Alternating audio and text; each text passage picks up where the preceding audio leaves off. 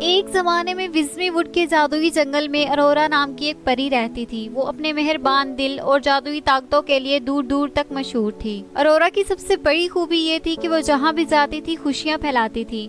ایک صبح ارورا نے جنگل کے کنارے پر ایک مرجھایا ہوا درخت دیکھا۔ اس کے پتے بھورے ہو رہے تھے اور ایسا لگ رہا تھا کہ یہ امید کھو رہا ہے۔ مدد کرنے کے لیے پرعزم ارورا درخت کی طرف اڑ گئی اور اپنی چمکتی ہوئی چھڑی سے آہستہ سے اس کے تنے کو چھوا۔ اپنی جادوئی دھول کے چھینٹے اور حوصلے کی ہلکی سی سرگوشی کے ساتھ اس نے کہا، اپنے آپ پر یقین رکھو پیارے درخت، کیونکہ تمہاری طاقت تمہارے اندر ہے۔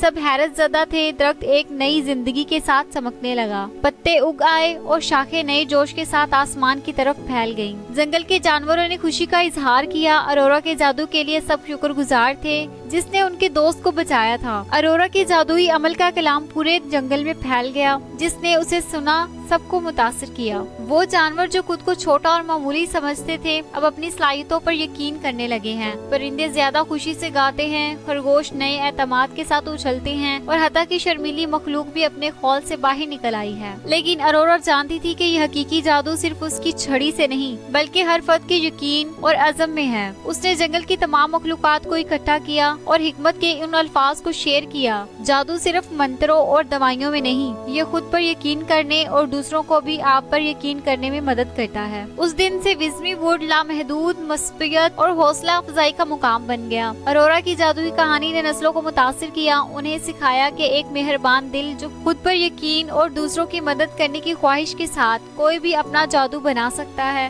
دنیا کو ایک روشن مقام بھی بنا سکتا ہے۔ اور اسی طرح جنگل نہ صرف فطرت کی خوبصورتی سے بلکہ امید، مہربانی اور کسی کے خوابوں پر یقین کے جادو کے ساتھ پروان چڑھا۔ ایک جادوئی ورثہ جو ہمیشہ کے لیے ان تمام لوگوں کے دلوں میں زندہ رہا جو وزمی ووڈ کو گھر کہتے تھے۔ امید ہے آپ کو کہانی پسند آئی ہوگی۔ میرے چینل کو لائک اینڈ سبسکرائب کرنا مت بھولیے گا۔ شکریہ، اللہ حافظ۔